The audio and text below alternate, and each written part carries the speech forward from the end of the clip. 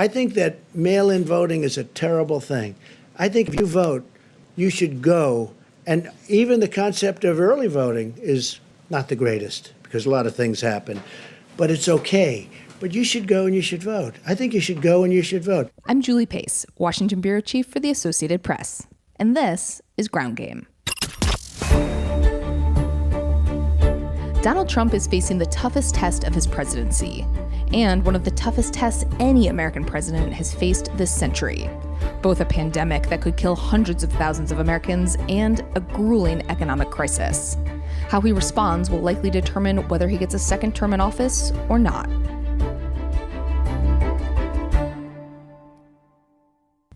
In recent weeks, President Trump has begun to absorb the seriousness of the challenge ahead for the country and for his political future. But he's alternating between putting himself at the center of the American response with his long daily briefings and pinning any blame on others, most notably the nation's governors. AP White House reporters Zeke Miller and Jill Colvin have been at the center of the action through it all and join me now on Ground Game. Zeke and Jill, thank you for being with us. Hey there. Thanks for having us. So Zeke, you have been most recently at the White House. What is the scene like there every day right now? It's kind of surreal. You start off in the morning going through a tent that's set outside the normal security perimeter where your temperature gets checked by a physician's assistant. And then you go about your day. And the first thing you notice is just how quiet it is. It's kind of eerie. It's like a weekend, but even fewer people than who are there on a normal weekend, both on the press side, which is something we see firsthand. As people try to keep the social distancing, but also on the staff side, everyone is sort of hiding behind closed doors a little bit more than usual. There's less staff around milling about. It is kind of remarkable that even it's sort of the seat of U.S. power and sort of how this virus is really taking a toll in terms of the daily rhythm of life at the White House. And Jill, I don't think people realize, just how tight the space is over there at the White House, yet it's usually really, really crowded. What's our AP workspace like right now compared to how it normally is? And particularly the briefing room, which I think is the most visible part of the White House for a lot of people. Oh, yeah. You know how they say the camera adds 10 pounds? I mean, really, what that briefing room looks like in person compared to what it looks like on television. It's just a totally different scale. It's so much smaller than you'd think it would be. And even though it's the White House and everyone who works there sort of, enters the building with a sense of awe, it is nonetheless a very old office building.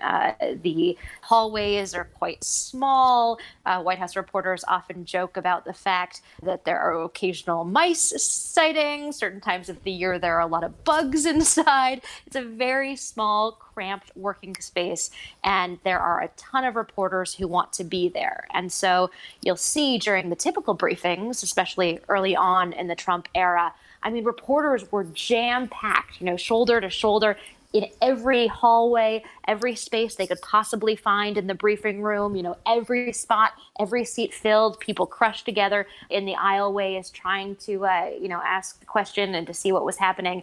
It is just such a stark difference now. If you see that briefing room with the seats, reporters spread out, across the seats, very few people, just a couple of photographers in those aisleways as everybody tries to keep their distance. The AP's workspace, typically we're sort of all, sitting on top of each other. You have to move your chair back if somebody wants to come in or come out. And right now, just like every other news outlet, we're doing our very best to keep people safe. So it's sort of one person in at a time. There is a certain luxury to, I think, having one person in the AP booth at the White House right now, as opposed to the normal, 5 or 6 sitting on top of each other in a closet. So, the briefings, these daily briefings that the president and other officials have been having have really become the centerpiece of the White House and the U.S. government response to coronavirus. Jill, just sticking with you for a second, what have you seen in terms of the evolution of those briefings, specifically with the president? Has he appeared to take this more seriously? Does he seem to be more focused in any way?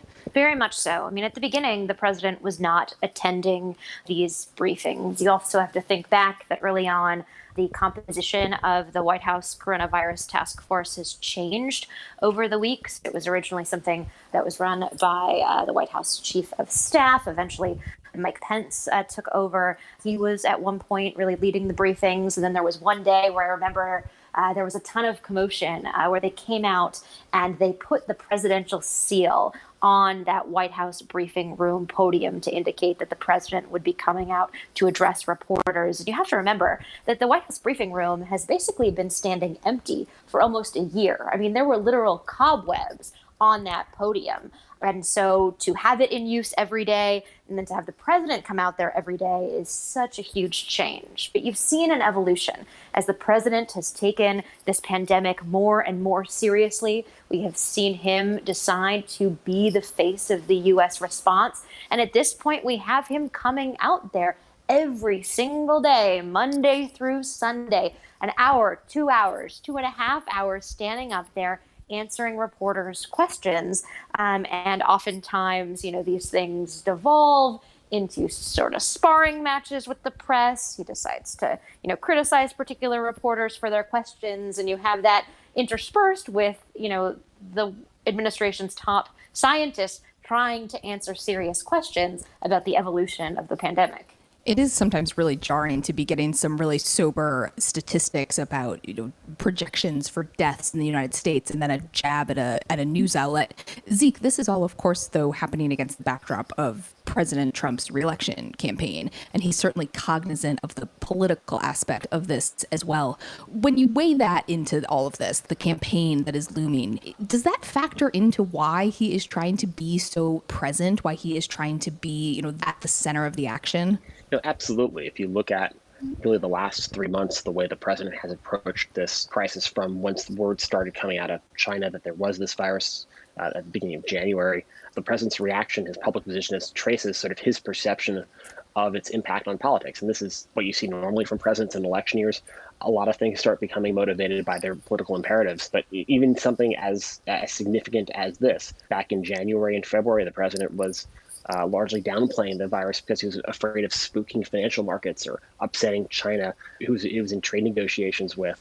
He was worried about the impact that the economic downturn would have on his reelection chances. But by March, once the seriousness of the epidemic and then ultimately the pandemic became obvious, that it was going to take that toll anyway, the president recognized that he needed to be out in front of the response. He saw some of the feedback that Vice President Mike Pence was getting when he did some of those briefings, and then sort of realized he needed to be the star of that show. He needed to be the face of his government's response, even if he wasn't involved in all of the nitty-gritty details. And that's sort of where you start seeing a little bit of that dissonant messages, where the president sort of wants to be sort of the big picture optimist in a lot of ways, and the messenger, but he is not sitting in on all those task force briefings, and he's not up to date on where the PPE or the ventilators are moving, or the nitty-gritty of the testing and what's going where. He's leaving that to the vice president and that task force. So, but he still wants to be up front because he believes that's best for his reelection chances. Zeke, the other thing I do think that is interesting about this, though, is that, he's out front every day, as Jill mentioned, Monday through Sunday. Yet you do have these moments where a reporter will ask about something that is clearly not going well, usually in a state, and he doesn't take responsibility. He points to the governors. That, I assume, is also part of the strategy here? Oh, absolutely. I mean, this is the president who, when he was campaigning for office, said, "I alone can fix it." And that was sort of a rallying cry if he was going to bring this unconventional, disruptive approach to governing and bring it to the White House. When the going gets tough, at times we've seen from this president is sort of a desire to sort of hide behind federalism in this case. It's the state's responsibility, and the federal government is there as a backup. Or look to your governor about testing, or why there's a primary election in Wisconsin amid a pandemic. Look to the governor for responsibility there. It's not the buck stops here with President Trump very often. He's trying to message things to his advantage as much as possible. And that's not to say that it's a message that will win the broader popular support. It's a message keeping his base engaged. And then at that very small segment of the electorate that is, deciding whom to vote for, that's an ever shrinking bit every year. And so if he feels like he can convince them in a state that isn't theirs, here's that other state governor's problem. If your life was better, it's okay for you. So it's just sea change really from 2016 from the rhetoric the president's using. Absolutely.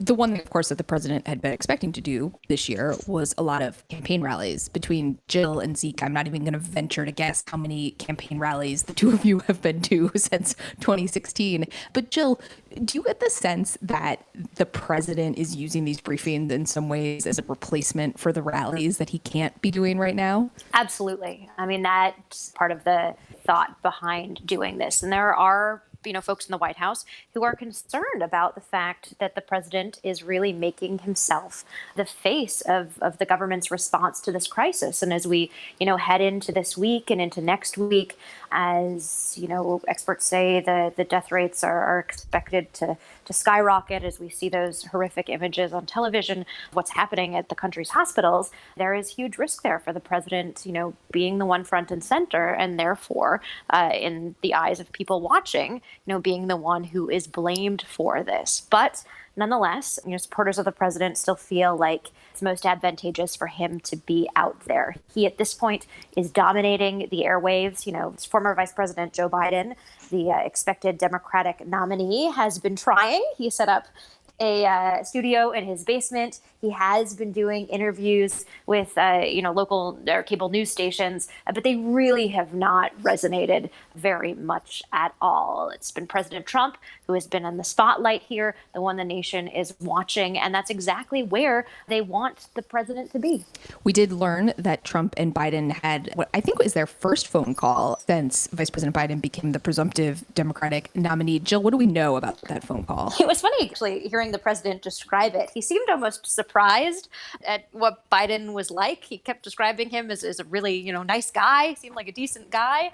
The two of them discussed the government's response to the virus. Apparently, former vice president had some suggestions, but the president was generally pretty gracious in describing their 15-minute or so interaction. And of course, that is whiplash from the kind of criticism the president has leveled against Biden on the campaign trail. So you do see a moment here of sort of the president putting those disagreements aside, but the president has also made clear that he is not particularly interested in anybody else's sort of feedback. He has not bothered reaching out to former President Barack Obama, former President George Bush, who of course led the nation through 9/11, has not felt like he needs to reach out to any of those people to seek their advice. So I can't imagine it, changing the dynamic very much. I wouldn't expect that to be a weekly call on the president's calendar or anything like that. Zeke, as we wrap it up here, I just want to turn to the economy quickly because, yes, this is a pandemic that is affecting the health of thousands, tens of thousands, probably hundreds of thousands of Americans by the time this is over. But it's also an economic story. And the president had been expecting to run for re-election this year on a strong economy. That's how things looked until just a few short weeks ago. How concerning is the economic downturn to the Trump campaign? How much tension is there right now between trying to address the pandemic and trying to get the economy up and running again? And it's really hard to understate just how big a wrench this has thrown into the Trump campaign's reelection strategy, which has really been ride the economic wave that the president inherited and sort of jump-started with tax cuts or a manufacturing renaissance, and sort of just ride that into election day and to another 4 years in office. All that came screeching to a halt with this pandemic. There's now the potential for a recession, certainly a massive contraction, millions and millions out of work, and how quickly they get back to work is a huge concern here. So besides the human cost, the political toll on the campaign, it can really not be understated. As this pandemic response has been underway, we've seen internal discussions at the White House among the president's advisors and those who try to speak to him through the cable news airwaves at times to try to argue to the president that he needs to take swifter steps to reopen the economy sooner to prevent any longer lasting damage. So far, the health experts have won out in the president's ear, but every time the president talks about this, there's always, his instinct is to really try to get the economy back going because he knows how vital that is to his reelection chances. And one notable component is sort of an inkling of what the president's potentially a new stump speech line once campaign rallies come back in some format. The president is beginning to say things like, you built up the economy once, he can do it again, in sort of just trying to treat the pandemic as sort of a massive exogenous factor that has roiled this campaign that maybe he doesn't take responsibility over, but he can rebuild the economy in the aftermath of it. So it'll be very interesting to see how he develops that into a campaign message over the next few months. So maybe make the economy great again, as opposed to make America great again. Certainly. We will see. Well, Jill Colvin, Zeke Miller, two of our AP White House reporters who have been at the center of the coronavirus story, literally at the center of the White House briefing room for those marathon sessions. Thank you both for taking some time to be with us on Ground Game. Thank you. Thanks, Julie. That's it for this episode of Ground Game. we'll be here every step of the way during this extraordinary moment in American politics and American life, giving you all the news you need to know. Be sure to tell a friend about us, and please subscribe on Apple Podcasts and leave us a review. This episode of Ground Game was recorded on Tuesday evening. Some of the details of our discussion may have changed by the time you hear this. For up-to-date developments on all of your news, head over to apnews.com.